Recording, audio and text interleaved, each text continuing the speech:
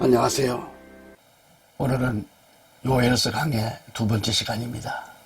오늘 말씀의 주제는 여호와의 말씀을 선포하는 요엘이라 말씀입니다.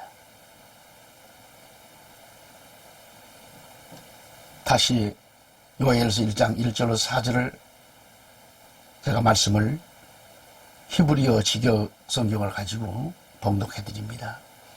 푸드엘의 아들 요엘에게 있었던 여호와의 말씀이다. 이것을 들어라. 장로들아, 귀 기울이라. 이 땅의 모든 주민들아, 너희 날들이나 너희 조상들의 날들에 이것이 있었느냐? 이것에 관하여 너희 자녀에게 전하고 너희 자녀는 그들의 자녀에게 말하고 그들의 자녀는 또 다른 세대에게 말하라.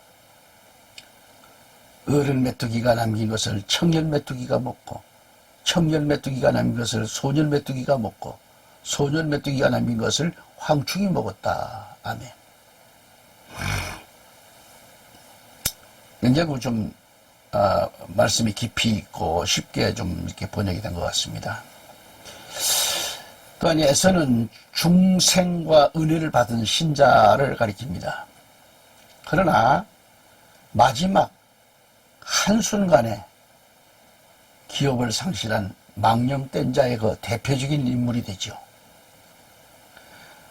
마지막 때 일순간에 이 경제적인 문제, 배고픔의 문제를 해결하기 위해서 장자권을 박탈당할 것을 보여줍니다. 경제 문제로 인해 신앙을 포기할 자들이 앞으로 많을 것입니다.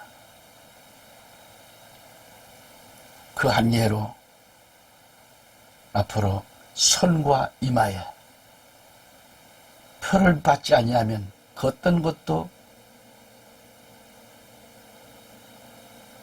매매를 할 수가 없습니다. 그 어떤 것도 없으면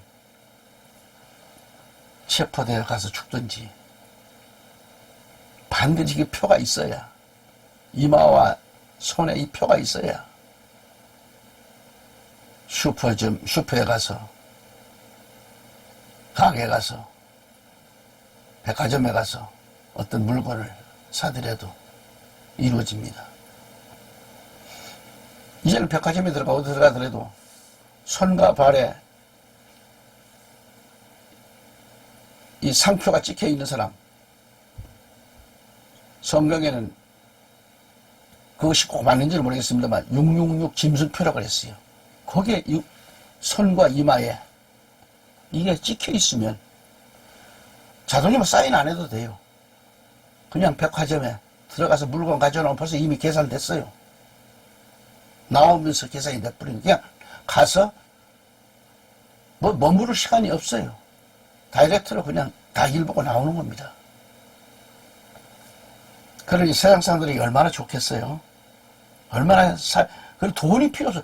돈, 지갑이 필요, 지갑도 없어요. 이거 하나면 돼요, 이거. 그냥 가. 주머니피가 필요 없어요.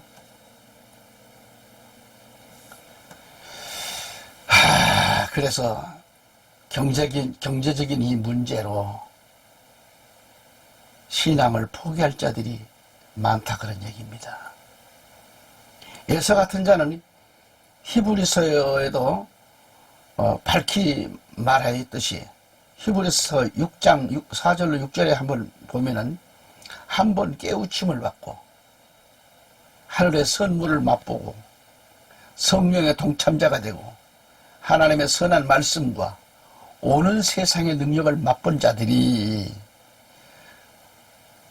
만약 떨어져 나간다면 다시 새롭게 하여 회개시킬 수 없나니 이는 그들이 스스로 하나님의 아들을 다시 십자가에 못 박아 공개적으로 조롱함이라고 되어 있습니다. 이 무슨 얘기인가요? 신학적으로 한번 깨우침을 그렇게 받은 자, 중생한 자는 타락하지 않는다고 말하지만은, 그러나 성경은 한번 깨우침을 받고 하늘의 선물을 맛보며 성령의 동참자가 되고 하나님의 선한 말씀과 오는 세상의 능력을 맛보았다고 했는데, 이 말씀을 다시 한번 생각해 본다면 성령을 받지 않고서 어떻게 성령에 참여한 자가 참여한 바가 될 수가 있겠는가? 하나님의 선한 말씀과 오는 세상의 능력을 맛보았다고 했습니다. 그리고 확실한 믿음도 있었다는 얘기겠죠.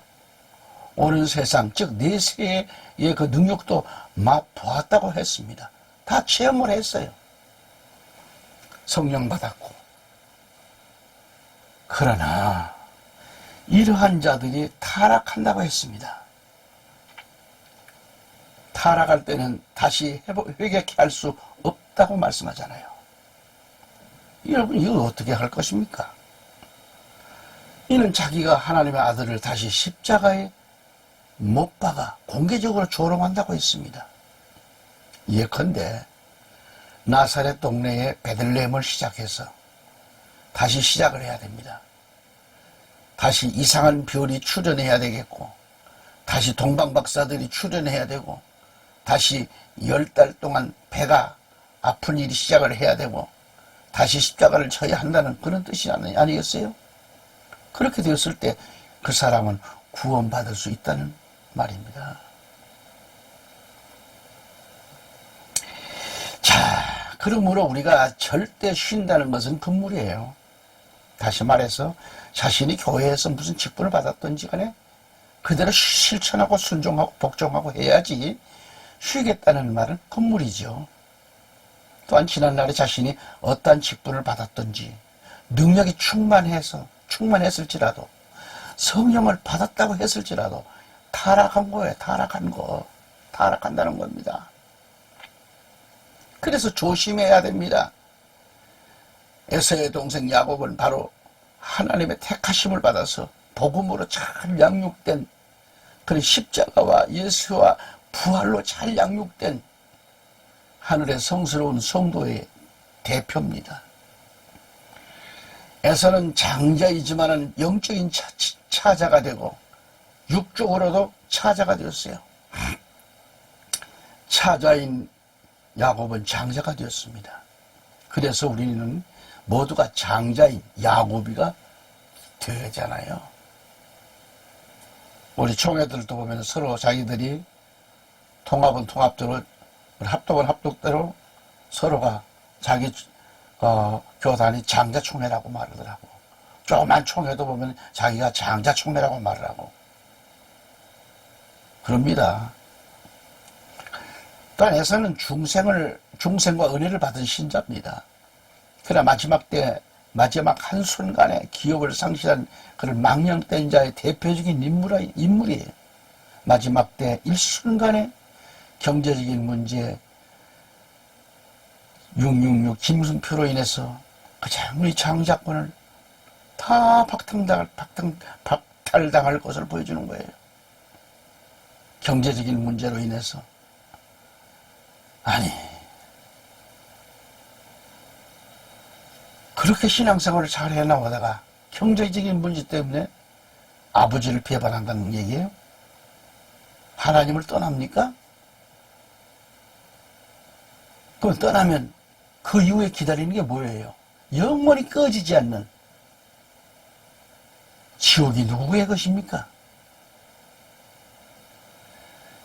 그러니까 에서 같은 자는 히브리서에서도 밝히 말하였듯이 위에서도 말씀드렸습니다만 다시 한번 언급을 한다면 히브리서 6장 4절로 6절에 한번 깨우침을 받고 하늘의 선물을 맛보며 성령의 동참자가 되고 성령의 하나님의 선한 말씀과 오는 세상의 능력을 맛본 자들이 만약 떨어져 나간다면 다시 새롭게 하여 회개시킬 수 없나니 그랬어요. 이는 그들이 스스로 하나님의 아들을 다시 십자가에 못 박아 공개적으로 조롱함이라 그랬잖아요. 신학적으로 한번 깨우침을 받은 자, 중생한 자는 타락하지 않는다는 그런 말씀들을 많이들 하지만은 그러나 성경은 깨우침을 받고 하늘의 선물을 맛보며 성령의 동참자가 되고 하나님의 선한 말씀과 오는 세상의 능력을 맛보았어요.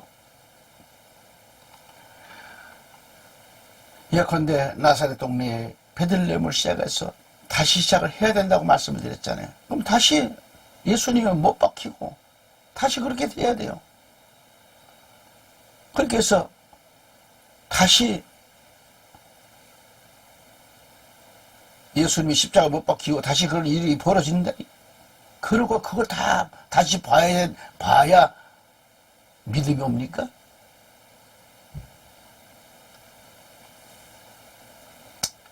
지난날에 자신이 어떠한 직분을 받았든지 능력이 충만했을지라도 성령을 받았다고 큰소리 칠지라도 다 알아간다는 거죠.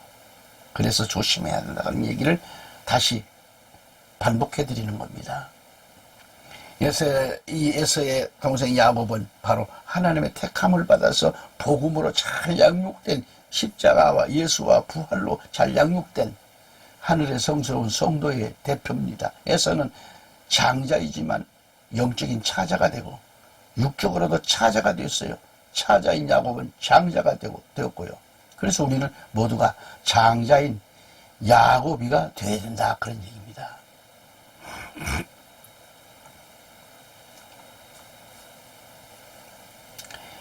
창세기 25장 26절을 보면 이삭이 60세에 두 아들을 낳았는데요. 60세에 등남을 한 겁니다. 등남을 했다 그러죠. 아들을 낳는 걸. 노아를 보면 600세에 종말을 맞이했습니다. 하나님은 여섯째 날 사람과 짐승을 만들었음을 봅니다. 오늘 본문에서 이삭은 60세의 아들 둘을 등남했어요. 그래서 어느 학자는 이를 두고 6천년 만에 약속받은 자와 탈락될 자의 비밀을 암시해 준다라고 하더라고요. 예컨대 이삭의 가정을 보면 창세기에서 이미 6천년 만에 그러한 그런 상황을 비밀로 보여주었다라는 것이 예를 들었습니다.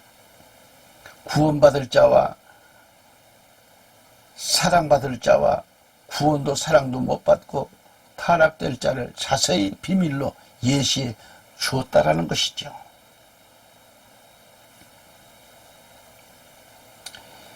또 야곱이 장막을 떠나지 않고 어머니의 그 치맛자락을 잡고 왔다 갔다 한 것은 교회를 떠나지 않는 성도가 교회에서 참으로 성스러운 생활, 바로 영적인 신앙생활을 하고 있다는 뜻을 말합니다. 교회를 들락거리면서 신앙생활을 하다 보면 교회가 연약해 보일 때가 있습니다. 무엇인가 잘못된 것 같고 또는 내성적인 그런 것 같고 실패한 것 같고 그런 거예요. 응? 야곱은 너무도 매력이 없습니다. 그러나 에서는 보지는 못했습니다만 성경적으로 말하면 털이 나 있는 사람, 털 사람이라고 그러죠. 체력적으로도 아주 우람하고 힘도 있고, 그리고 그는 뭐예요? 화살을 들고 나가서 사냥을 즐기는 사냥꾼입니다. 사냥. 그렇게 사냥을 즐기다 보니까 살결도 붉고 매력을 갖춘 자가 바로 아니겠는가. 남자다운 체질이 아니겠는가. 그러나 야곱은 장막에서 어머니 심부름이나 하고 어머니를 돕는 일을 했지만은 이것은 예수님의 피를 바로 아는 성도를 보여줘요. 그래서 마지막 때 자기의 형제도 소용이 없어요. 팥죽 한 그릇만 주면 천국과 바꿀 수 있는 그런 심정이에요. 그래야 할 때도 온다는 그러한 때가 온다는 뜻입니다. 경제 문제로 참 어려운데 짐승표 준다니까 가서 받고, 그거 받으면 우선 먹기 꽃감이 달지요. 그러나 그 이후에 영원한 죽음을 어떻게 생각할 것인가. 짐승의 밥이 돼가지고 저 사단 마귀가 지옥불에 던져질 때에 같이 던져질 텐데 그 아픔, 괴성, 고통, 그 처절함 어떻게 그것도 하루 이틀 끝나는 게 아니잖아요. 영원히, 영원히.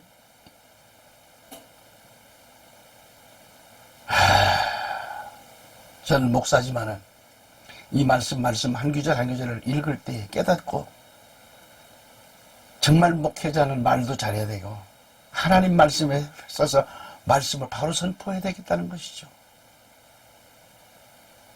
잘못 말한 책임을 어떻게 할 것인가.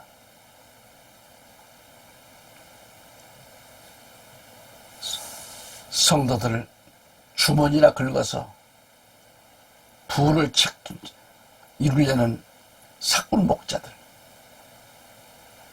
어떻게 생각할 것인가. 우선 목에 꽃감이 달라고 그렇게 착취해서 성도들의 등대기를 긁어서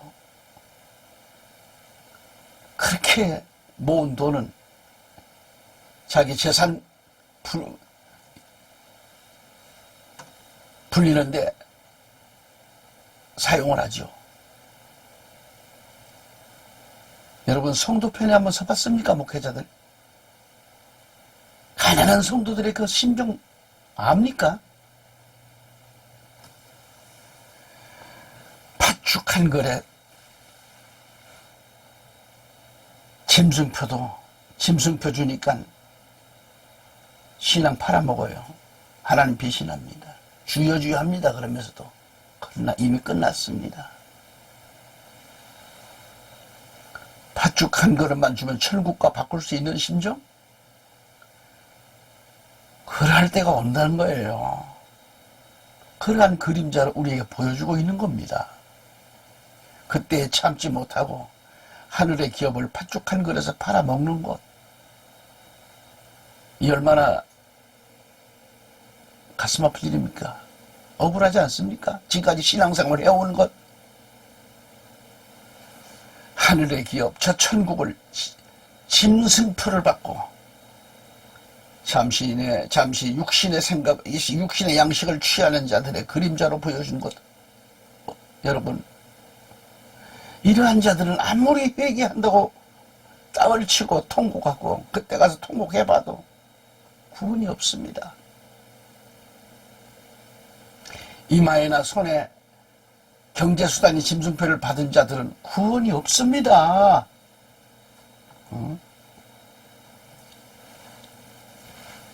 히브리 12장 15절 17절에 보면은 너희는 돌아보라 그랬어요. 돌아보아. 우리를 보고 하는 말입니다. 돌아보라는 것입니다. 성도는 자신을 돌아보라는 말씀이에요.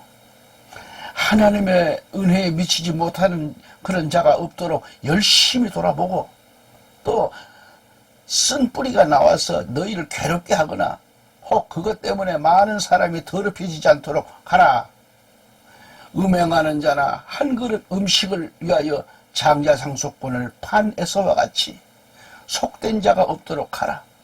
너희가 아는 바와 같이 그 후 그가 축복을 유업으로 받으려고 했을 때 거절당하였으며 눈물로 간절히 구하였지만 회개의 기회를 얻지 못하였느니라고 하신 이 말씀 말이죠.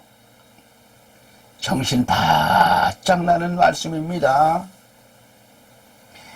에서는 장자의 상속권을 팥죽 한 그릇에 박탈당하고 아버지를 찾아와서 울며 몸부림치는 그의 모습을 우리는 어떻게 받아들여야 되는가? 그걸 한번 생각해 보세요.